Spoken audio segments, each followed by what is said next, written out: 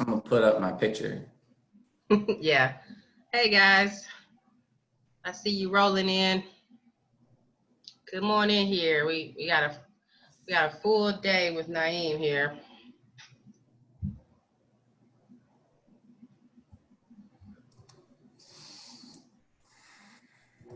Good morning everybody.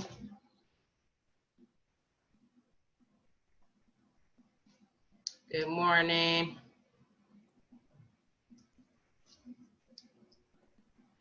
Happy Juneteenth. Yesterday was Juneteenth. I took a whole half day off of work and went to the beach with my friends. Did anybody celebrate Juneteenth? Did you do anything special? Let me know in the chat box. If you're new to these calls, hey Alex, if you're new to these calls, we use the chat box to communicate questions and things like that.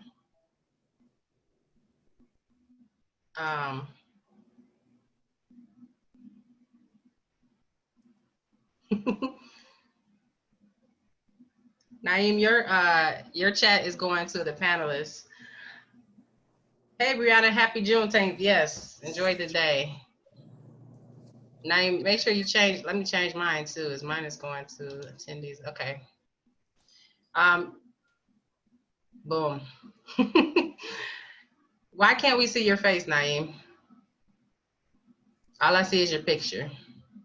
What's happening here? I think we're just about ready when you are. Did not spend any money. I feel you. Hey, Maria, how are you? I know this was your retirement year. Naim, you wanna start your PowerPoint if you want. If you wanna cue that up. Okay.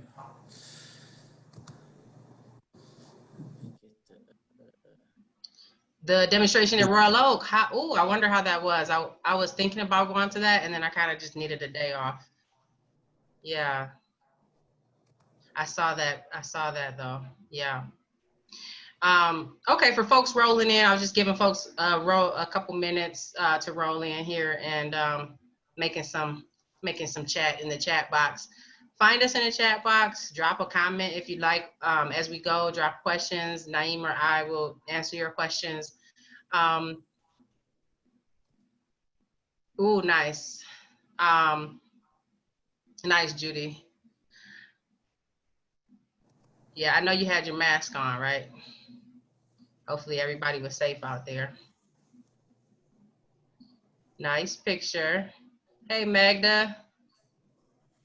I also wanted to mention before we get started, Naim. Naim is a board member with Keep Growing Detroit, so he's really helpful to our organization. He helps with planning and a lot of stuff on the administrative end. And he's also, I'll let him tell you everything that he does. But before you get going, Naim, I wanted to mention, if folks didn't see, in honor of Juneteenth, Keep Growing Detroit launched a Black Farmer Land Fund. And that'll go, all the monies will go specifically to Black farmers in the city who are looking to purchase land or are already growing on land that they don't own. And so look for that. And I know a couple of folks, I saw Magda contributed, appreciate that. And folks who are already on here who contributed, I appreciate that. I can drop a link in there. It's a really solid fund. That's Keep Growing Detroit, partner with Detroit Black Community Food Security Network and Oakland Ave Urban Farm. And then lastly, but not least, happy Father's Day to all the fathers. Hey, Levon, all the fathers out there. Happy Father's Day. That's tomorrow. So I just wanted to say that.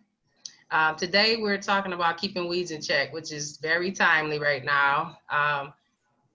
If you're like me, sometimes you slip up and don't do the right things to begin with and end up with a pile of weeds. So Naim, you want to introduce yourself, all the things that you do in community, and and we can get started. Sure, thank you, T. Muy buenas tardes. Assalamu alaikum. Good afternoon, everybody. Thanks for taking time out of your day to hopefully expand your mind and spend some time with T and I and Keep Growing Detroit. My name is Naim Edwards. Professionally, I work for Michigan State University Extension. My job is to develop an urban agriculture research site in Northwest Detroit, which I'll talk a little more about later in the presentation. I'm originally from Harrisburg, Pennsylvania. I've been in Detroit since 2014. Moved here after finishing graduate school at the University of Michigan, where I studied how to manage urban gardens to support biodiversity. And nowadays, I'm trying to maximize my local efforts without stretching myself too thin, being involved in a lot of stuff. So besides developing the site, I play saxophone and sing at two different churches. St. Charles Borromeo on the east side's Catholic Church, and St. Bonaventure on Mount Elliott. I like to bike ride and jog and do all those other wonderful things. But yeah, I'm happy to jump in whenever y'all are ready. Shall I just keep it moving? You're on mute, T.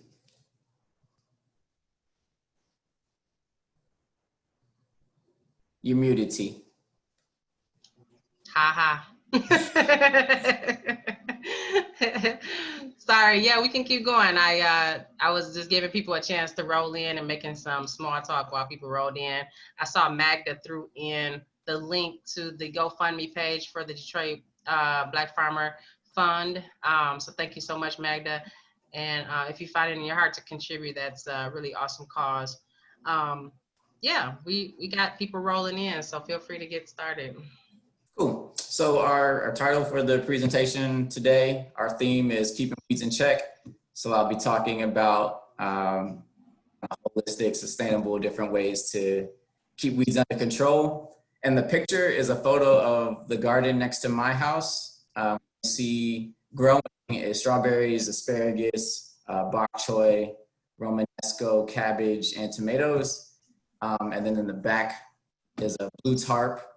And then on the ground is cardboard, grass clippings, wood chips, and yeah, all the stuff I put on the ground to keep weeds down. So let's see if I can advance some slides. Before we go too deeply into it, you know, it's always wonderful to just take a step back before becoming too academic or scientific about things and just get grounded. So it's always valuable to do a land acknowledgement, and pretty much that's acknowledging that we are occupying indigenous land. The people who originally were here before settlers, before the Great Migration and all that are still here and persist. And I like to invite everybody to say Zagajibi Singh or Wawiyatanang, which were indigenous names of the Anishinaabe people who were here before us, and just let everyone know that we should all be mindful of ways that, similar to the Black Land Fund, we all have an obligation to make sure that in order to create a world of peace and a world of justice, we actually have to address and reconcile a lot of the issues that we've caused over time. T already mentioned Happy Juneteenth, so we are also celebrating yesterday and why not every day, the end of slavery and hopefully a true establishment of Black liberation and liberation of all people. I just threw COVID-19 in there as a reminder that we are in the middle or the midst of a pandemic, and folks, particularly in Detroit, have been affected disproportionately.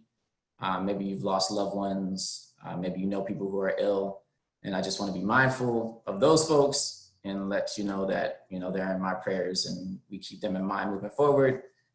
Also in small text, there's no herbicide or pesticide, so I am not going to endorse or encourage any usage of herbicides or pesticides in managing a garden. I simply operate from a place of, if you want to be life-giving, you cannot take life. There are a lot of ways to manage insects, illness, and disease without killing things. And those chemicals are designed to harm living things. All living things more or less have the same processes that keep them alive. And those chemicals and herbicides and pesticides often harm humans as well, although we might not necessarily notice it immediately at the time of application. So there's a lot of herbicides and pesticides out there that cause cancer, respiratory issues, skin issues, etc., and harm watersheds and all those things. Breathe. It's important to just get oxygen into our lungs, into our bodies, so that we can function and be open to receive. And then lastly, before I progress into the presentation, we will be focusing on vegetative and plant weeds, but it is valuable to weed our spirits, to weed our minds, to weed our neighborhoods, to weed our lives of all the things that are inhibiting our growth. So I just like to expand the term weed metaphorically to show that there are many aspects of our lives that we can clean up in addition to our gardens. So I keep it moving. This is a picture of the site that I am responsible for developing. This is a drawing of the master plan. The site is called the Detroit Partnership for Food Learning and Innovation. I will type that into the chat just so folks can see the name. It's actually in the top right as well. So I won't type it actually. It's about 3.5 acres. It's close to 6 Mile and Grand River, and it is the former public school property, Thomas Houghton Elementary. So this is our 2nd year of operations, and I'm looking forward to pretty much what you can see is the southern area where I'm moving my mouse right now is where we plan to do production and urban ag research. And then the northern area will do more forestry, community engagement, and construct buildings for just public engagement, teaching extension programs, and creating a site that is valuable for people to walk through, learn about agriculture, learn about nature, and just be able to enjoy being outside. Okie dokie, next slide. So 2 of the projects that we're currently working on at the site, these are photos of different berry crops. So we have strawberries, raspberries, and blackberries that we're currently doing research on different mulches. A lot of times when people grow those crops, because they're perennial and people don't necessarily mow them, it's easy for weeds to establish around those plants and outcompete them or make harvesting more difficult. So we're growing strawberries, raspberries, and blackberries, different varieties of each, and different kinds of mulch. So we have straw, we have a cardboard mulch with wood chips on top, plastic mulch, paper mulch, and we also have a treatment that has no mulch, but I didn't think that was worth picturing because most of us are familiar with that. We also are conducting an urban soil management project looking at how different tillage methods and different cover crops can be used to improve urban soil quality over time. And the top left, this is a photo from last summer of our micro plots. They are 5 by 10 feet. We had different cover crop mixes and we tilled the soil in those plots differently. On the right is a picture of our weed suppression mix, which had buckwheat, sorghum, Sudan grass, and black-eyed peas or cowpeas in it. I'll talk about that a little later in the presentation. And then the photo in the bottom is actually a picture taken of these plots this spring. And you can see how different plots are more bare and have fewer weeds than other plots due to the cover crops that we planted last year's ability to suppress those weeds from coming back this year. So hopefully this is a technique that people can use if you're planting cover crops, either to prepare land for production or maybe in the fall, after you do all your harvesting, you can put down cover crops so that when you come back in the spring, you'll have fewer weeds to deal with. I have not tried fencing for the groundhog, but that is something that I will definitely need to do because we have a very healthy mammal population at the site, including rabbits, raccoons, wild turkeys, and deer. So yeah, that's something I'll be looking into for sure. So a quick overview, we're gonna cover why do weeds exist, where do they come from, principles of weed management, soil preparation and pre-planting techniques that you can use to suppress weeds, and then we'll end with identification of some of the more common weed species that we encounter in Detroit during the growing season. And the bottom is a picture of what most people do not want their gardens to look like, which is the plants that were not intentionally planted, surrounded by straw, compost, and I'm so excited. row cover. Yeah. I am. Thank you, T. So I'll just be quiet for a little bit, and maybe in the chat for a minute or two, folks can just type current ways that they manage weeds in their own gardens.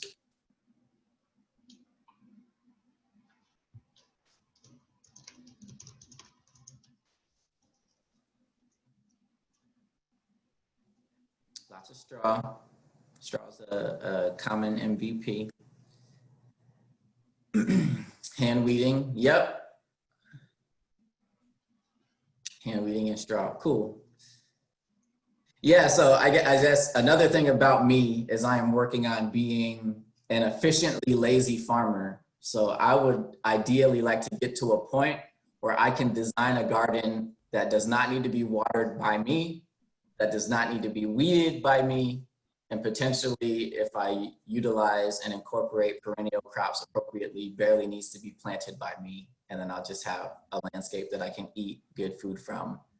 So I don't like wasting hours. Some people get a lot of therapy and it's cathartic, pulling weeds and watering plants for hours. That is not how I enjoy spending my time. But if it is, feel free to continue that. If not, join me on this journey to find other ways to enjoy my leisure time, like playing music or watching a movie or going for a bike ride with friends. So leaf mulch, pulling, hoeing, cool. So humans created weeds. I often think of like the term weeds is kind of like the social term race. People like to say all lives matter and we're all one race, which is true, but some group of people at some point in time said, all these things called plants, we're just gonna take a couple of them and call them weeds.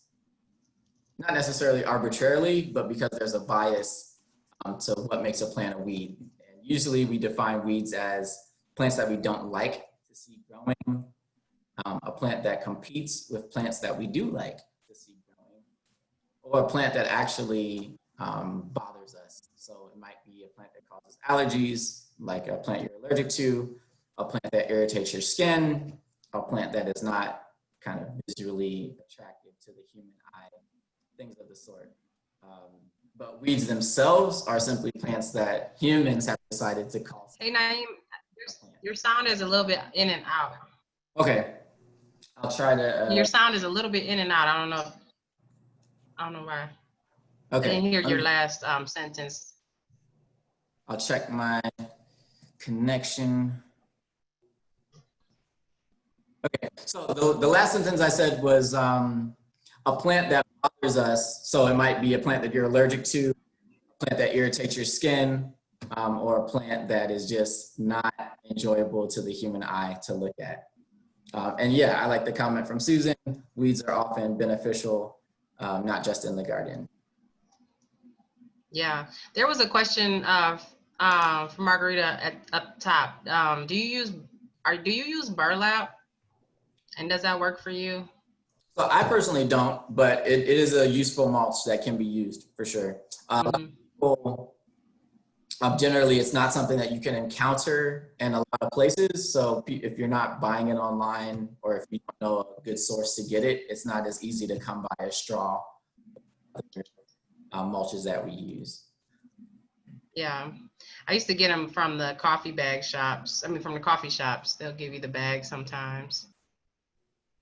And I use them for my pathways.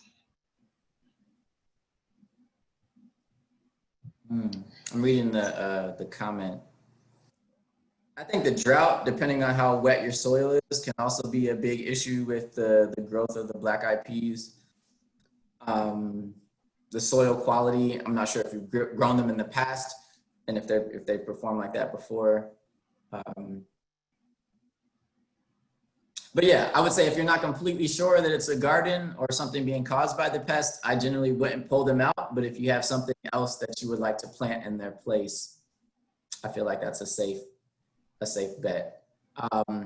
So for the next slide, as it pertains to where weeds come from, this is something that I learned much later in life, is that there are literally billions, if not trillions, of seeds that are just in the ground. And that's called the soil seed bank. So within the soil, from the top inches all the way down to potentially feet below the surface, are seeds that have been deposited over time that just never sprouted and also never like decayed or rotted. So they just have life waiting for them. It reminded me of the wonderful musical Hamilton. It was like, I'm not throwing away my shot. So all these millions and billions of seeds are like in the ground. And then the day we till, or the day we pull up a plant, or the day we do anything that kind of disturbs the soil or start watering differently, is like that plant shot that changes conditions in the soil that make it really beneficial for weeds to start growing. And then in addition to the soil seed bank and the tons of seeds that are already in the soil, seeds are dispersed via wind, via running water. So if they fall on the ground and then it rains and water washes over something, the water will carry the seeds with them. Birds disperse a ton of seeds. Grape leaves, or anytime you see wild grapes around the city, that's because birds ate a grape somewhere, flew somewhere else, and deposited the seeds after digesting them. Insects and people as well on our clothes and our hair intentionally and unintentionally disperse seeds. And sometimes, depending on your source, if you buy topsoil, compost, potting soil, anything like that, there's a chance that it could have seeds in it as well. So those are the ways that weed seeds get into our gardens. The picture in the bottom is a little poor graphic that I kind of made, just showing like the soil seed bank. All the little brown particles would be like the soil, and like all around them is just seeds. So that's kind of, is to just give us a feeling for how many seeds are actually in the ground.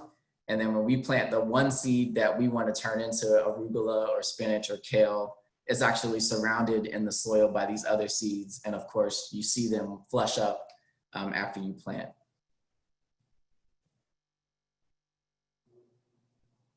So spraying. Actually, one thing that I'm not going to cover in this presentation is things that you can spray on weeds to kill them. So if anyone knows recipes for things concoctions that they make that aren't harmful, that you spray on weeds to kill them, I'd be happy to, if you share those in the presentation.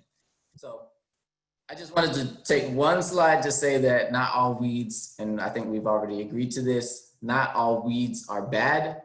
So weeds are plants that can build and protect the soil.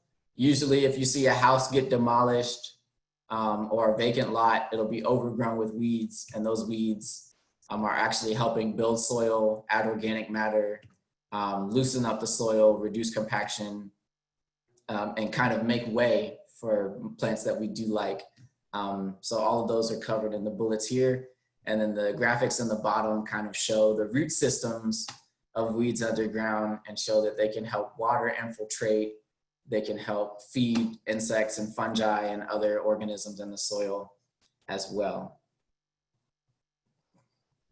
Okay, so principles of weed management.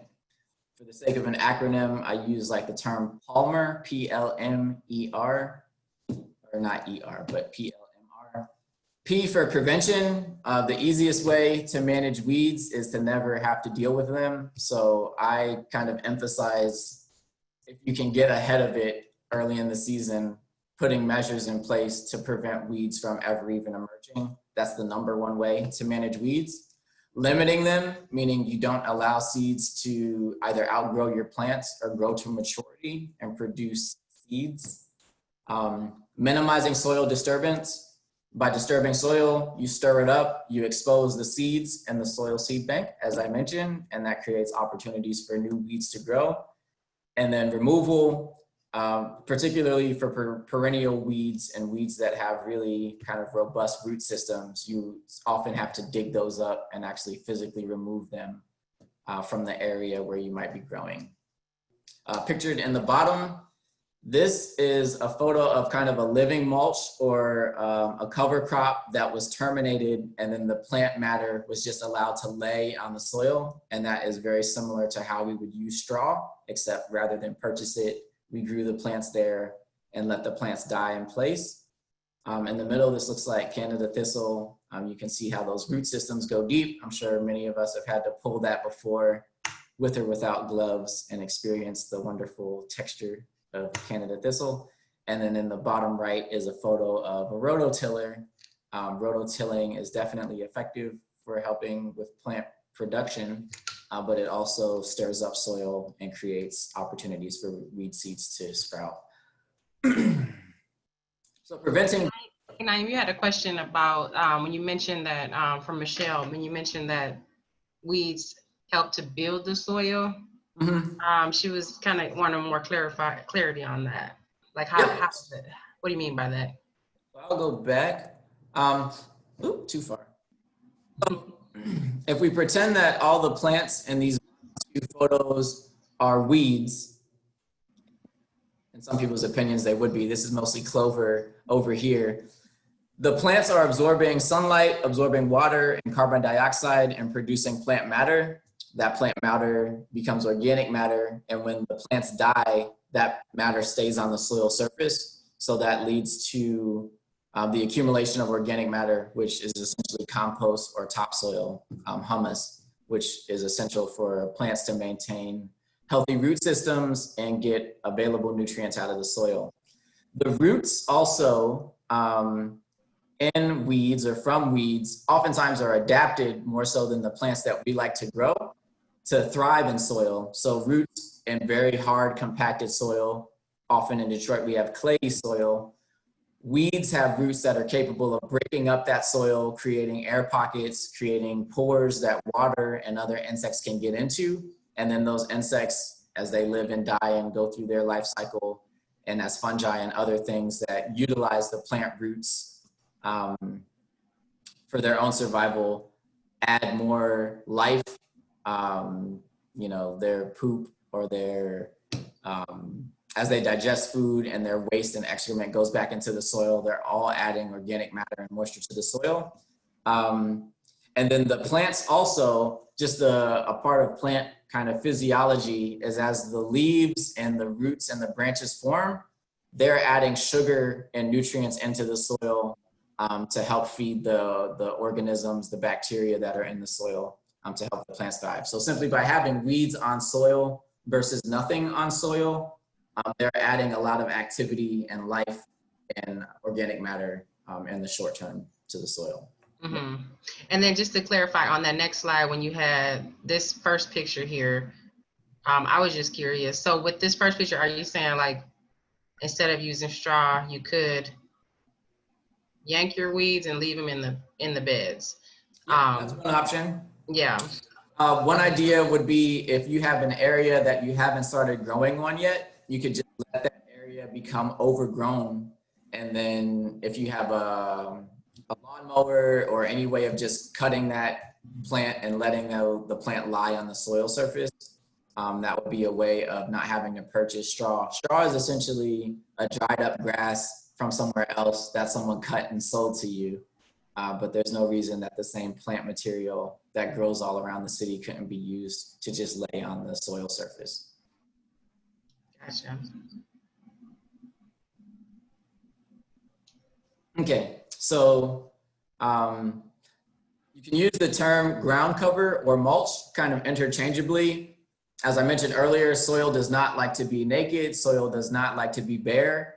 And soil, if you think of it as an entity, soil actually can change its chemical properties, or the living things in soil can change their chemical properties that lead to weed growth. That could be the pH, it could be chemical balance, it could be temperature or light, and all of those things are what activate seeds to start growing. But the more your soil is covered, the less likely those plants are to be activated. And that's why ground cover is such an essential component of weed management. So straw is the most common form that we've seen in the chat. Wood chips, and this slide I'll actually cover a bunch. So on the bottom left, people can use cardboard, newspaper, plastic, landscape fabric, wood chips, shredded leaves over whole leaves, because whole leaves can get matted and create kind of an anaerobic situation where the soil itself can't breathe and function as normal. But all of those mulches are substitutes for growing plants. Ideally, soil wants to look like a prairie or like a forest. A prairie is a ton of plants growing very densely, and you almost never see a bare spot on soil in a prairie. A forest has a lot of mature plants, but the forest floor is almost always covered in branches, leaves from the past year, etc. So if you think of bare soil as a bad thing, or bare soil as a location that is simply inviting a plant from anywhere to come and grow on it, whether it's a dandelion seed floating through the air or a cottonwood seed, or just by being bare, it's saying something, please grow on me. So by having exposed, you're inviting weeds to grow. Cool. So, and I love what's that. One of my farmer friends used to say, Mother Nature doesn't like to be.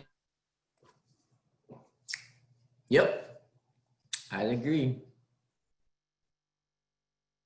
So it looks like T froze up. I'll keep it moving.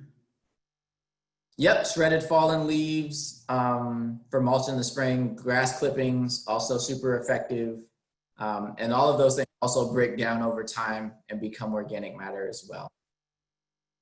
So as I mentioned, and as T mentioned, Mother Nature doesn't want to be naked, soil doesn't want to be naked. So the first thing you ever want to do when your plants start growing is to cover the soil. And by covering the soil, you're also burying the seed bank, soil seed bank. So raised beds is a really popular example of how to do that. A raised bed is simply fresh soil, clean soil, and compost right on top of the soil. So it doesn't have that seed bank in it. And then hopefully if you set up your raised bed correctly, nothing will grow through it. But sometimes if you set up a raised bed on an established lot, the weeds on there can actually grow up into the raised bed. Lasagna gardening is also a really popular, somewhat less mechanized or less intensive way to garden, which is essentially based on burying the soil. So the diagram on the right has the existing soil surface in the bottom. I'll use my mouse to kind of to that. So you have the existing soil surface, you're covering it in cardboard, you're adding tons of mulch. It could be straw, it could be leaves, etc. You could even put fresh food waste on there and then cover that with manure or more straw and leaves. You're essentially creating, rather than a compost pile, a sheet of compost, burying the soil, and then you're planting into that whatever you're going to grow. And you're creating an environment that allows plants that you plant intentionally to grow without the competition or even the existence of seeds around them. No-till, once again. Oh, sorry. I had a, go ahead. You can finish this slide, but I had a quick question. I wondered about the wood chips. I hear people going back and forth about wood chips. Some people say that some people use it for their vegetables and some people say it depletes the nitrogen, but I saw it on your last slide and I just wondered if you could expound on it a little bit in terms of your thoughts. Yep. So wood chips, well, yeah, so I'll finish the slide and then yeah. and then the next slide. So no-till, once again, you don't want to disturb soil and stir it up. That just exposes seeds. And then mulching annually is another form of lasagna gardening. So at the beginning or the end of every growing season, you're just adding a layer of compost, which is burying whatever may have landed on the soil from the previous season under it and getting conditions for that to grow. That's my little animation for covering the bottom diagram of seeds in the soil. Okay, so perfect question. I like that, folks. It's always good when people are engaged and like ahead of me. So why might we choose some mulches over others? And I can let folks post in the chat as well. And I'll do a time check. Got 1:34, so we're making good time. You can race me as I kind of post animations if you want to post answers in the chat. So the first thing I put was maybe you're just ideologically opposed to plastic. Plastic is a really effective mulch. Almost, I don't know of anything that has ever grown through plastic. It creates conditions that do not permit plants to grow through it. It is impermeable, and it's also non-biodegradable. Some people don't like the idea of proliferating and spreading plastic everywhere. You might not want to choose certain mulches because all mulch that is something that will biodegrade, whether it's straw, wood chips, leaves, etc., absorb nitrogen and bind nutrients. So just the act of decomposition and breaking down requires organisms and nutrients in the soil to facilitate that process. Wood chips are particularly bad as a mulch because wood chips have really low nutrients in them. Wood chip is almost purely, it's essentially like carbon and cellulose.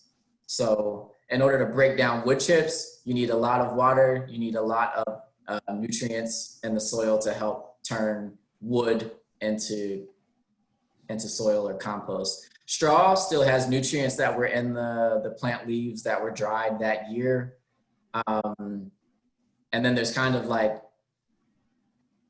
mulches that were allowed to sit, maybe wood shreddings or something like that. They're often less likely to absorb nitrogen. Leaves also have a lot more nutrients. They're usually, you're getting leaves the season before, if not that season, and they still have a lot of nutrients in them. But usually the drier and the more kind of carbon rich the mulch you use is, the more nutrients are going to be required to break it down. Therefore, the closer you put that mulch to your plants, the more likely that mulch is going to keep nutrients from getting to your plant roots in order for nature to break down the mulch that you're using around it. So on one hand, you want to cover the soil, and on the other hand, nature wants to make more soil by breaking down whatever you cover the soil with. So it's kind of just a constant balance of adding and allowing stuff to decompose on the ground. So wood chip mulch combined with mushrooms spawn. The fungi are then going to act as kind of a living organism that is breaking down, but the fungi will also use nutrients in the soil. So I don't know of any research specifically that would justify using wood chips with fungi, because you're still going to get kind of a net loss of nutrients, although the fungi will help the wood turn into soil faster and make the nutrients available. But in the short term, if you put down fresh wood chips near growing plants, you're going to reduce the amount of nutrients that are available for the plants. So yeah, in the long term, the mushrooms might help, maybe in the second, third, fourth year, etc. But in the first year, it's going to be binding up a lot of nutrients. So another reason is certain mulches might smother plants. One of the things that we found at our site, if you put straw down after you start planting, you might actually inhibit the growth of the very plants that you planted. Some plants grow through straw very well, and those would probably be some of the plants that you're either weeding out or growing in straw.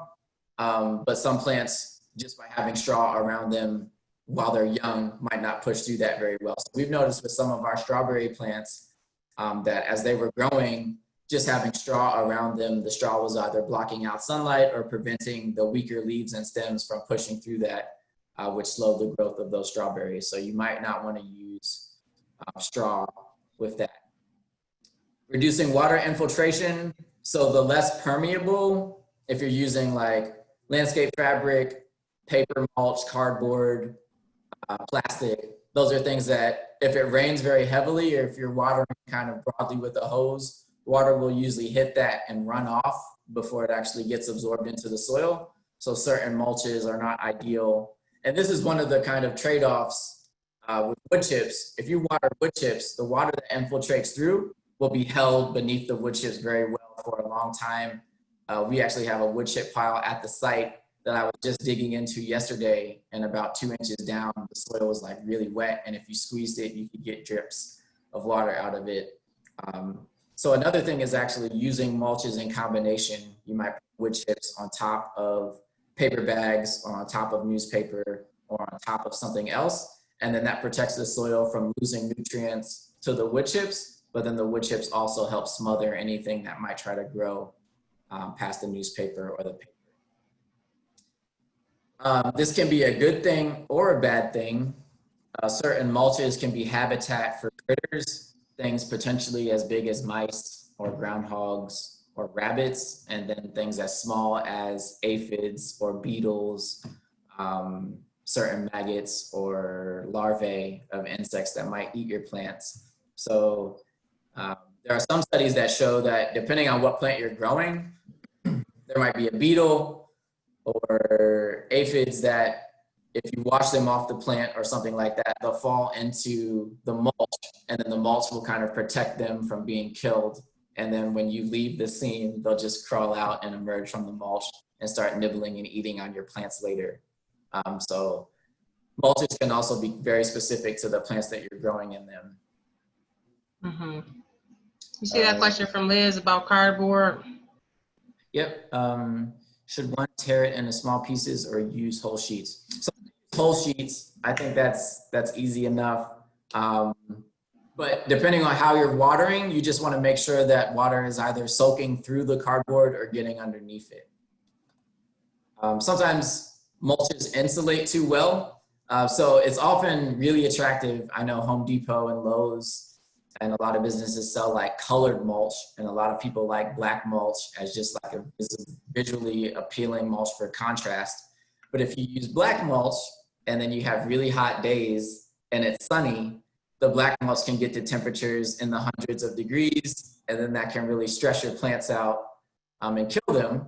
Or in the spring, if you're using a mulch like straw, if it's still cool out and the temperatures are too low, when the sun is shining on that mulch, the sun isn't warming up the soil as well. And if the soil is staying cooler, your plants won't grow as fast in the spring because the mulch is also insulating the coolness in the soil. So it's a balance and kind of maybe trial and error, or just reading up on when is the best time to use a certain mulch.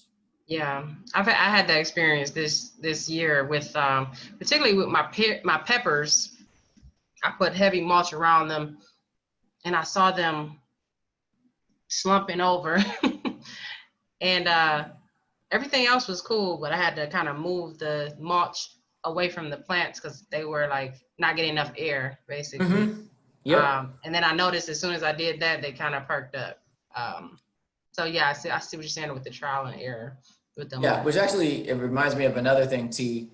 When to add mulch is also something that we should be mindful of. If you just put down seeds, you might not want to put down straw or any kind of mulch until the seeds emerge. Some plants you might want to give them a couple weeks or even a month before you mulch around them, because the mulch can really inhibit or disrupt the plant growth.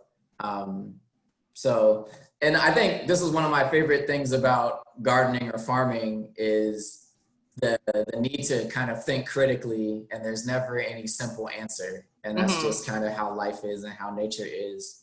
I was thinking about that while you were talking. Like it's about like paying attention to the plant and like listening and like trying to respond. Did you see Bill? That's a good question, Bill, because Bill had in the chat about different types of cardboard, and that's even with like newspaper. Some newspapers have that like shiny gloss, and I've heard not to use that. What are your thoughts on that? Yeah, so I guess one easy way to put it is, in order for farms that use cardboard to be certified organic, it has to be the brown corrugated cardboard with black ink only.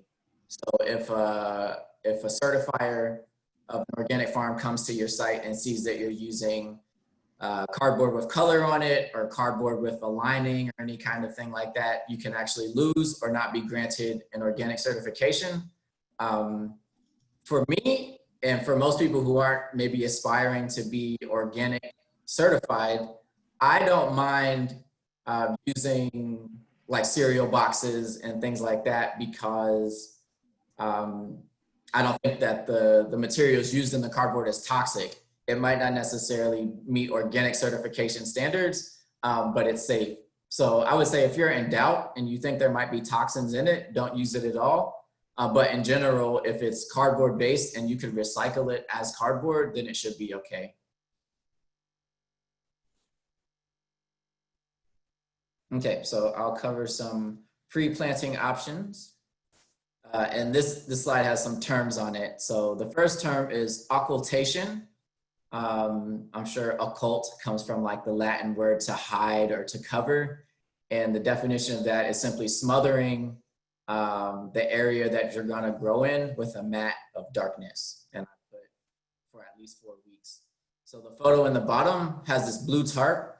I bought this blue tarp is 50, or it's like 48 by 48 feet.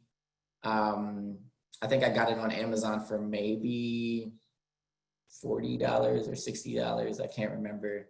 But I spread that over the area where I was planning to grow, and then put stones around the edge so that the wind wouldn't lift it up and carry it away or blow it over. And then I'll show in a video and subsequent slides, you can see the area around it is very grassy. And if you use it correctly and actually weigh it down, it'll kill the vegetation underneath. And then hopefully the worms and the microorganisms will actually eat all of the plant matter. And then when you remove the tarp, it'll actually be like bare, clean soil with the added organic matter of the plants that were there. So occultation is one thing. Usually you would want to do occultation like early in the spring, March. Of course, once again, it's a 4-week process. So if you're really excited to get your spinach or your cool season cover crop or cool season vegetables in the ground, and you don't use occultation, you're gonna lose 4 weeks of your growing season doing that. You can also do it in the fall, maybe right after you harvest before it snows. I know some people who just leave the tarp down throughout the whole winter. Sometimes that can lead to perennial plants proliferating better, but I think overall it's a perfectly safe option to do that in the fall. And then in the spring, you can simply remove the tarp and plant underneath it. Another example is solarization. So if you think of occultation using a colored or a dark tarp, solarization would be using something clear or transparent, like greenhouse plastic or any kind of plastic sheet that you would put over the ground. Rather than suffocate plants from darkness, solarization is used to kind of overheat and stress plants out. And this is a technique that is used mostly in the peak season when it's warm. And that can take 3 weeks or more to do that. The heat, of course, stresses the plants out, it kills them. And then by covering it, you're also depriving it of water. Solarization sometimes is argued against because the heat can also kill other living things like fungi and insects and potentially worms that can't migrate out of the area that's covered. So you're not only are you killing the plants, but you're killing the life in the soil as well underneath.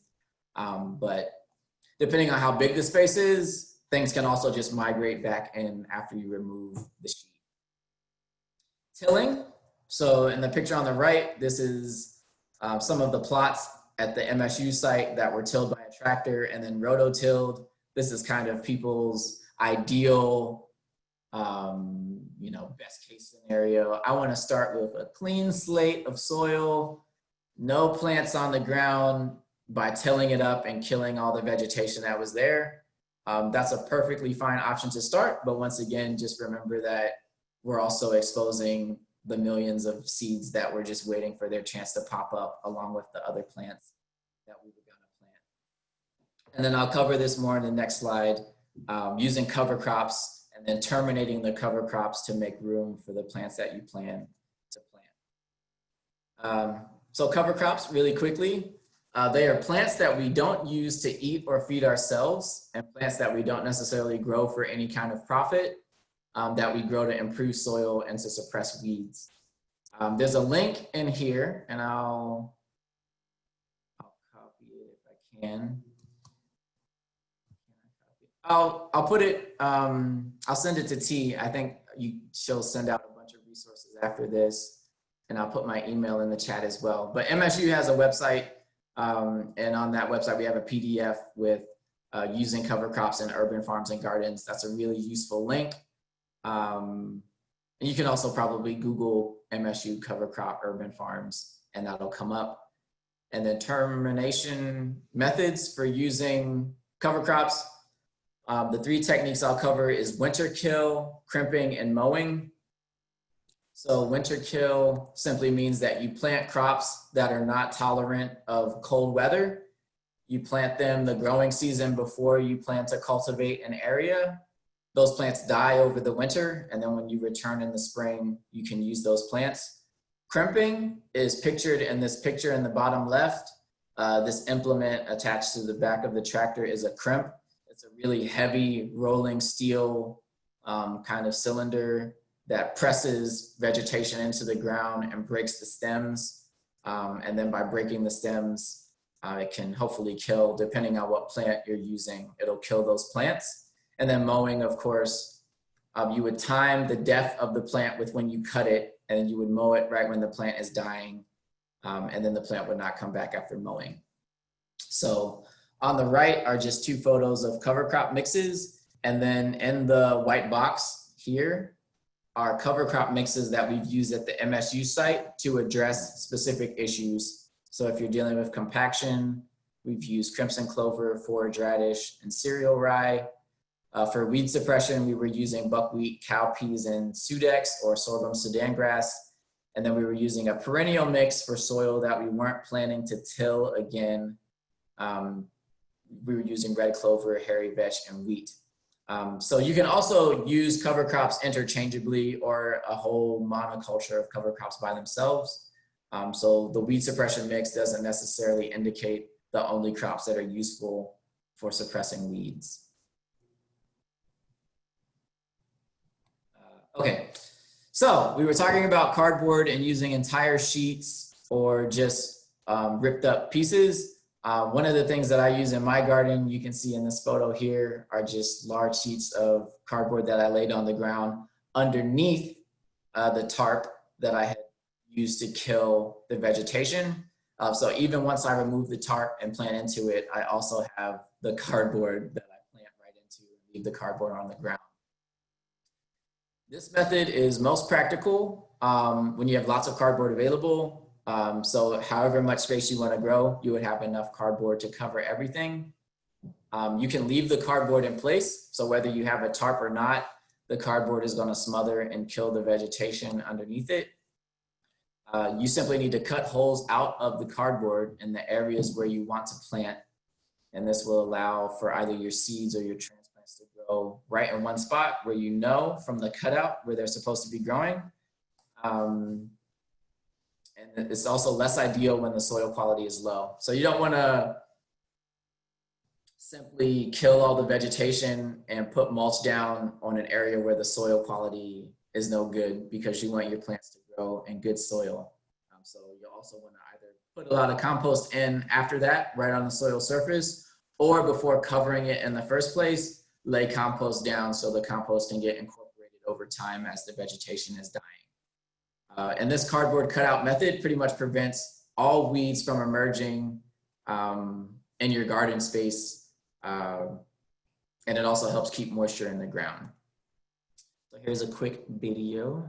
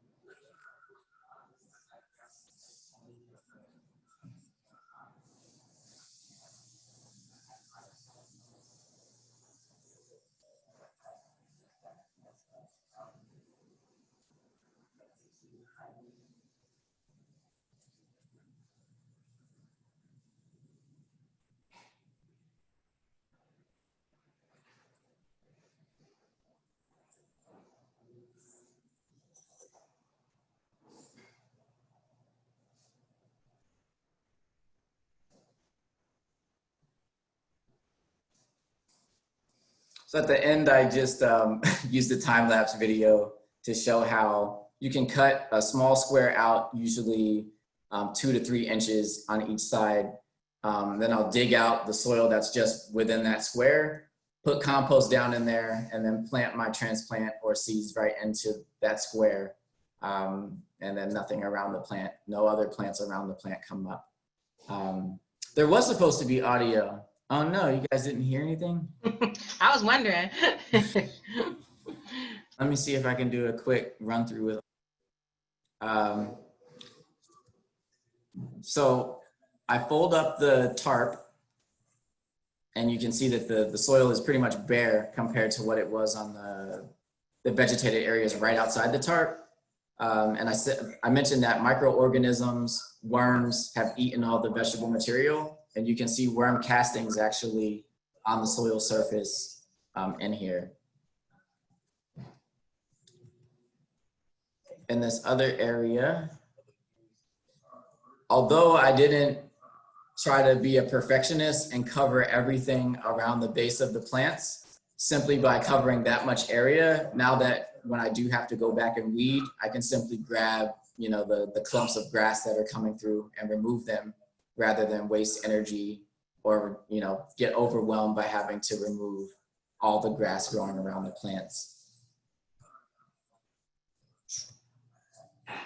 And then at the end, I'm just showing how I cut out squares when I put the cardboard down.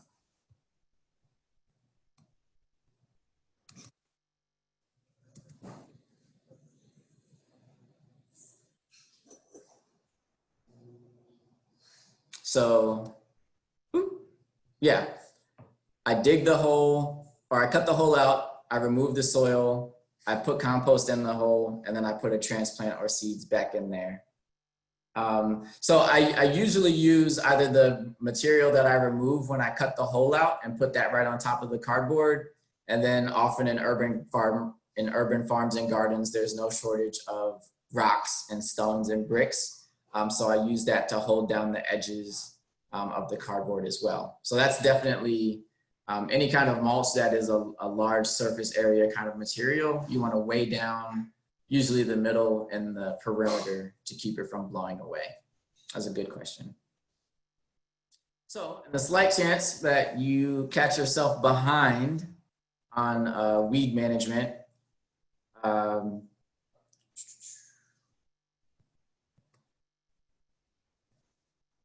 there are a ton of hand tools that you can employ and hopefully Keep Growing Detroit or your neighbors or someone can help you try to catch up and get a handle on the weeds once they're growing. But hopefully after you weed the first time, you would then go back and mulch and add something to prevent weeds from coming back again. Pictured in the bottom is simply different kinds of hose. This is a stirrup hoe, super effective weeding material or weeding tool between plants and between rows. You simply kind of give it a pulling motion and it cuts out plants at the soil surface. There's also a wheel hoe. This is a hand scythe.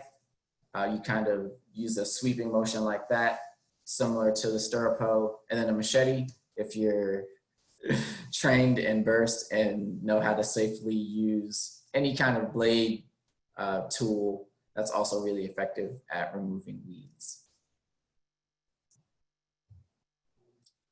So what to do with, so once you've weeded, certain weeds, and we'll cover this when we get into weed identification, they can produce hundreds of seeds per growing season. So often you don't want to put those in your compost because you simply might reintroduce hundreds of seeds when you reapply your compost in the future. So often when you weed, if you're pulling up a full grown plant, you want to put that in a trash bag or a garbage bag to contain it. And then you could potentially dry or dehydrate the plant by putting it on the street or the driveway or the sidewalk or something like that and burning it.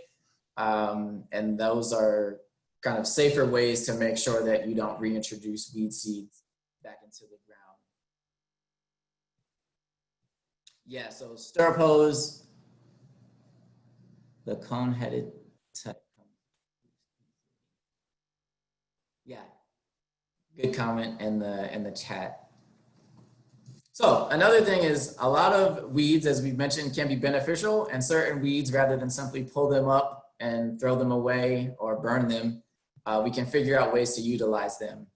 So we are kind of short on time, so I'll breeze through this question. What weed do you encounter the most? You can feel free to type that in the chat, and we will get into kind of just identifying the top or most common weeds that we encounter in Detroit. Cool. So bindweed is one of the most infamous. A lot of farmers I talk to detest bindweed and find it really difficult to control, particularly if you're approaching it from simply hand pruning. Bindweed can produce tons of seeds every season as well, and it also can come back every year as an annual plant. And it can grow really fast and cover anything and everything in its path. Yeah, personally, it's totally edible. Good in smoothies and salads. Quackgrass, I recognize quackgrass the most from its kind of fibrous tendril root system. So whenever you pull it up, it has roots that kind of look almost like a net, or if you were pulling a string apart. I don't find it too much in the gardens that I've worked in, but it definitely is common throughout the city. Quackgrass was often used, if not introduced unintentionally, as one of the vegetative plants on vacant lots after a demolition. So people would put down seeds for that. Nutsedge, I see a good bit of that. It can sprawl and cover up a lot of plants. And when you pull it, if you don't pull all the roots, it does come back regularly. Red-rooted pigweed is a really popular plant that emerges after tilling and disturbing soil, and the seeds can stay dormant for a really long time. These plants are related to amaranth, but I haven't heard of any uses for them as it pertains to like eating or medicinal. So if you're tilling and you're seeing this a lot, it's probably just because there's a ton of the seeds in the ground. Red-rooted pigweed can also produce, I've heard one individual plant can get into the thousands of seeds per plant. So if you have a patch of it, do not let it flower and go to seed. That is something you want to remove very quickly.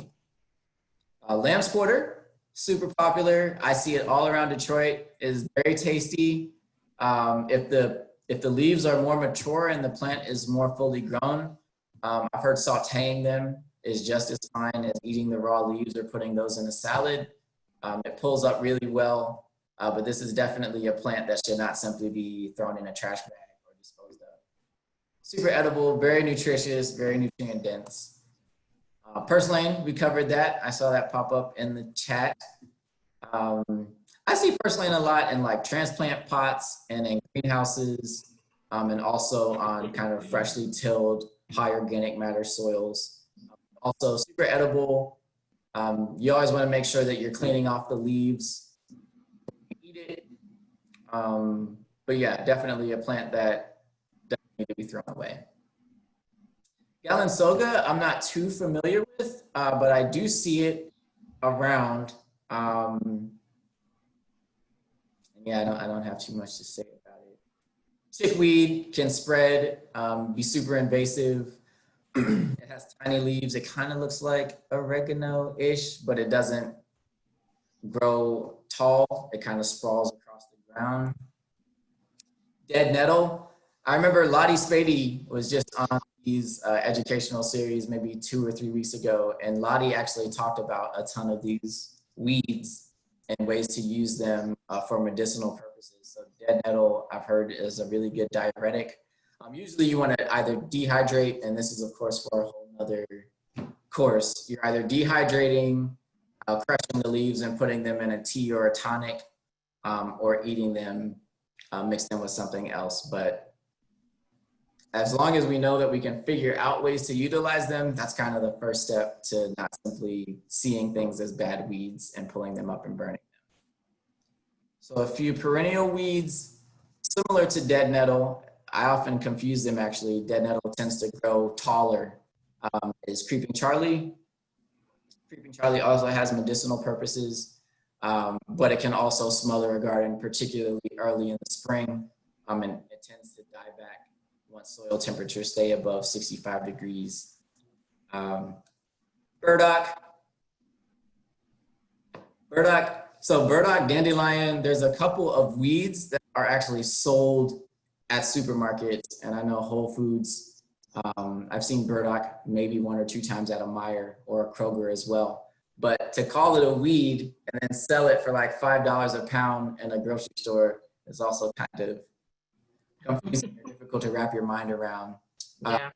So burdock can be very aggressive. They get very huge. And of course, the birds on the seeds can be super annoying when they're caught on your clothes or on your pet or in your hair.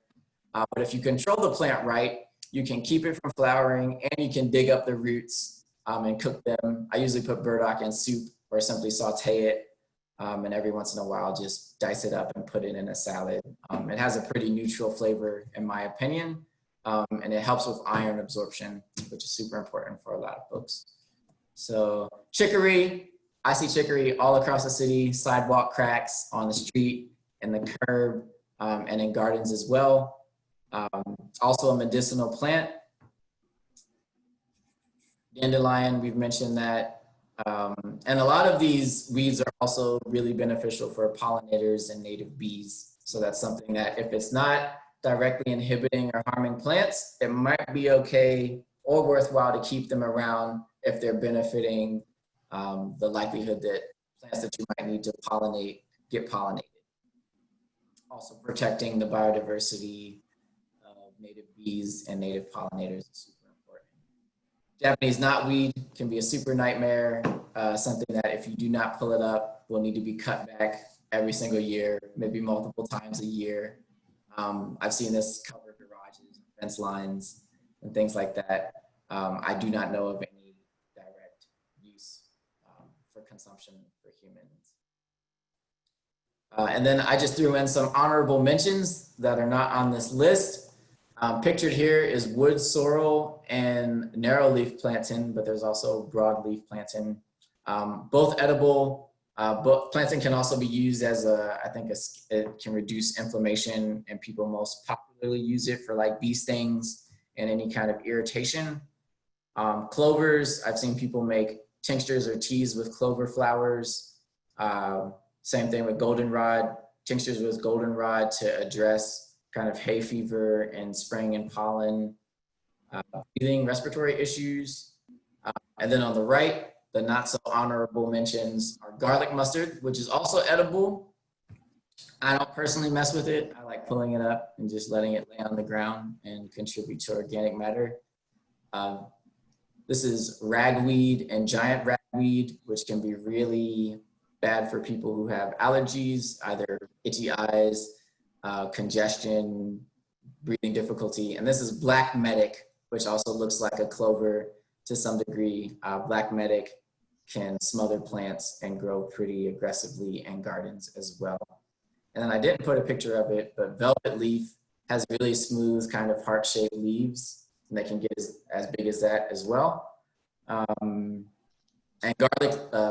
velvet leaf also comes up. It's a popular one that shows up when you till. So a lot of these weeds are what would be called like disturbance specialists. So whenever you're disturbing the soil, you're going to be more likely to see some weeds than others.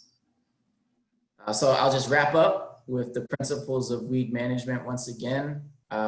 Prevention, cover the soil, use the lasagna mulching or any kind of technique that will keep your soil covered, and that will give you exponential increases and reducing the need to manage weeds by pulling them up. Get them early. So as soon as you see plants that you do not recognize as something that you grew, pull those weeds if you're hand weeding. Minimizing soil disturbance as well, and then removing, so sometimes you have to dig up things like Canada thistle. Burdock is also a plant that you'll probably have to dig up if you want to remove it from your garden. And then thank you all for indulging me for about an hour. I can take questions and comments, and then I have information in the bottom On the MSU Detroit's website is my email, but feel free to reach out via Facebook, Instagram, etc. Thank you, Leslie. Oh, that was nice, Leslie. Garlic mustard. So I would say garlic mustard, depending on where it's growing. If you do not want to be pulling it up, I would go with occultation. And if it's not in your garden and it's just something in your yard, solarization is also an option. But of course, anything that's covered by the tarp that you're using is going to be killed as well. So garlic mustard can be really difficult to manage in that way. And often where garlic mustard is growing, there's also probably thousands of garlic mustard seeds. So even when you remove the actual plants, there's just little descendants waiting to come up sometime. So if you're trying to maintain like a grass lawn or something, the one option would be to potentially use the fall or the spring to kill everything and just reseed it with grass if you don't want to spend all your time pulling up stuff. And then another option would be to just stay on top of weeding if you're okay consistently going out on a weekly or monthly basis and pulling up the plant, and eventually you will reduce the frequency of those plants emerging. So pokeweed, I would have to look up a picture of what pokeweed is. Is that like choke cherry maybe? Or is it the one with the little berries, the purple berries? Okay. Yeah. Do you replace that cardboard each year? So I replace it as needed. So cardboard, depending on how much it rains, can last a really long time. I've had cardboard lay down for like 3 years or 4 years in some areas. But yeah, ideally, well, I guess not ideally, but replace it as needed. So some spots might get torn up or worn out, and you can just put something, you can tuck it underneath a patch that's already there. When do I plant cover crops? So I use cover crops in the summer on a plot that I plan to cultivate the following year or in the fall. So I would start a weed suppression mix in May or June for an area that I might cultivate in August or September.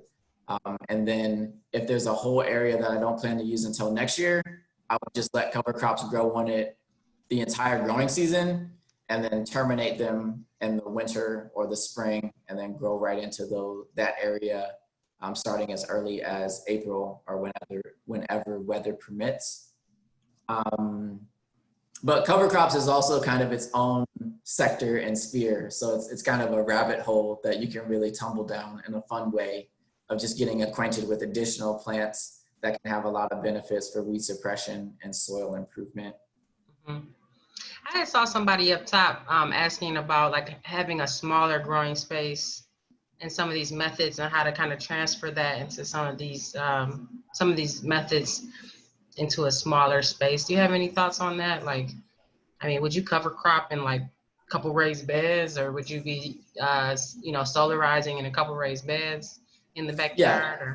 So I would definitely solarize or use occultation for a raised bed. I would say maybe less than 400 square feet or like 20 by 20 foot space.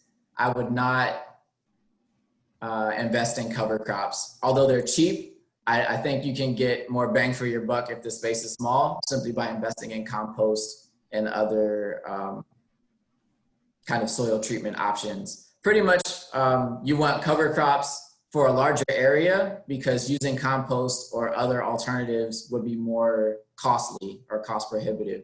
So by using the cover crops, as those plants grow and accumulate nutrients, they will turn into the compost for maybe 25 cents per square foot or something, whereas compost might cost you more like $1 or $2 per square foot, depending on how much you're laying it on. So usually the larger the space, the less compost and the fewer expensive options you want to pursue. Did I say that right? The larger the space, the fewer expensive options. And then the smaller the space, the more you can usually invest in it. So there's also like really intensive gardening methods that people can use. Usually if you're gonna pursue that, which is just growing your vegetable crops really densely, you'll wanna make sure that A, they're not plants that need a lot of space, and B, that your soil is capable of supporting a lot of plants in close proximity. So that's something that usually most people or farms in Detroit have to work towards, because we're not often starting with the healthiest soils. But once you're growing intensively and you have all of your vegetable crops covering the soil, then you don't need to use other methods, because the plants themselves will outcompete the weeds that might emerge. Yeah, and I was just going to go back to the quack grass. Thanks for popping that back in there. We have it really bad at Keep Growing Detroit Farm. Can we talk about it a little bit? Yeah. So I would say if you can afford to give a growing season to managing a weed, in worst case scenario, it does not, like, you just cannot figure out how to manage it. Usually within an integrated pest management method, like, your last resort would be to spray a pesticide. But oftentimes, particularly a farm like KGD Farm, it might be easiest to figure out what plants could potentially grow around quackgrass, or focus on areas where you really need to remove it. And then over a much longer term scale, say, this year we're going to focus on removing it from this bed completely. And that would mean, of course, a couple feet on either side of the bed as well as within the bed. And then over time, if you're solarizing or using occultation, growing cover crops, you should be able to reduce both the presence of the plant as well as the number of seeds in the ground of that plant that would emerge. But yeah, I think the most difficult thing with any method is patience is the biggest virtue in managing it. And unless, of course, herbicides are always like, you just buy the thing and you spray it and you kill everything and then you start anew. And that, maybe if you're limited on time, that is the best option. If you can't avoid it, then I would simply encourage avoiding it. I know it's really strong. It does make a good mulch once we get it out and throw it on the beds like you were talking about earlier. I hope we didn't miss anybody in the chat box. Were there any final questions before we close out? Give folks a second to jump in there. Ways to maintain those weeds. Take care, Bills. Good to see you virtually. Good to see your name on the screen. Regarding the pokeweed, depending on how dense it is, I think it's easier just to, let the weed win, meaning pokeweed, if it emerges every year, I'll just make sure that I cut it back, and I'm not gonna expend excessive calories and my mental energy trying to figure out how to manage it. But say every time I see a plant, I'll just cut it back. Maybe while I'm watering, maybe while I'm planting, maybe if I'm just walking past the garden or through it, every time I see it, I'll just remove that one plant. And sometimes that's enough. So in our strawberry patches, whenever I water or whenever I walk through them, I'll just prick out a couple of plants, and I don't need to come up with a research plan or anything like that to figure out how am I going to eliminate this thing from the garden, versus I'll just work with it and then hopefully just prevent it from becoming an issue. So a lot of things, to some degree, it's more about learning how to live in equilibrium and deal with it rather than eliminate it. Anytime you take the elimination approach, you're going to usually be more stressed out, because nature is going to win. It's like, oh, you can remove this one plant, but there's 1,000 more seeds like right underneath it, So hopefully you get to a place where you don't let the weeds stress you out. I see 11 new messages.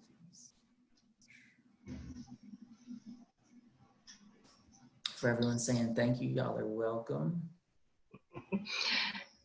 Yeah, any final questions? Keem, I'm super curious about your pokeweed experiment, if you want to share. If there's not any final questions, we'll go ahead and log off. I think we're right at 2. Yeah, I really appreciated your perspective, Naim. Oops, my internet is bad today. Goodness gracious. Um, so thank you so much. You're welcome. Oh, nice, nice, nice, nice. Nice, Keem. Okay, good. Um,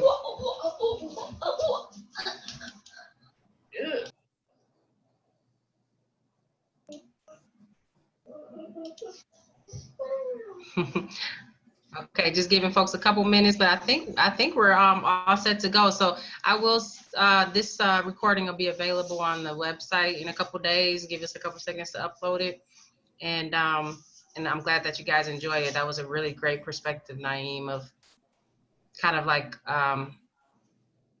you know, appreciating the land and like looking at it in a different way, and then just yanking out weeds and killing. So thank you for that. You're welcome. Yeah. Any final thoughts from you? Yeah, I think, you know, gardening is a lifestyle, and the ways that we manage our garden is often the ways we deal with other things in life. So it's just important to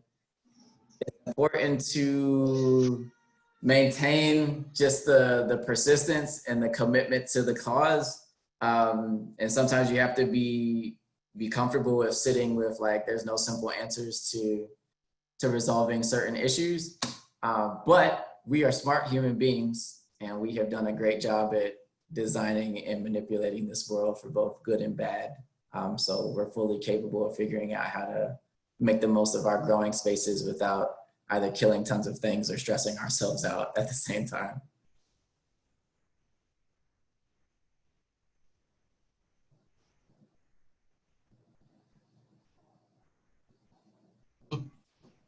All right, guys, it's been great. And Keem, I did drop a line in the about the soil test. I haven't heard that the lab has reopened. I'm sorry. I'll definitely call this week and see what's going on, or maybe try to figure out when they're planning to reopen. I'm pretty sure MSU soil test lab is open. Wait, but you don't do lab. You don't do lead, right? You do. It's just separate from the other tests. So I think lead is $20, if I'm not mistaken. How much is the other test? I think the baseline test is 26, and that's like pH, maybe texture, sand, silt, clay, and like the macronutrients. But MSU Soil Lab, if you Google that or look that up, that's online as well. It's not free, like it doesn't come with the GRP membership. So that's the Yeah, it's a little bit more expensive than the UMass where we go, but I think and they usually didn't have the lead, so I think it's something you have to ask for. It's not included in the original. Okay, so okay, I'll look that up and see, you know, see if we can offer that, and definitely feel free to send your soil test directly to them, and I'll see if we can figure out something with GRP stuff. So stay tuned, Keem. Sorry about that. All right, Naim. Well, thanks for your time, and thanks everybody for joining us. We'll take care and enjoy the rest of your Saturday. Yes, happy Father's Day for all the fathers out there, and enjoy the weekend. Peace. See you later, Naim. Peace to you. Thank y'all.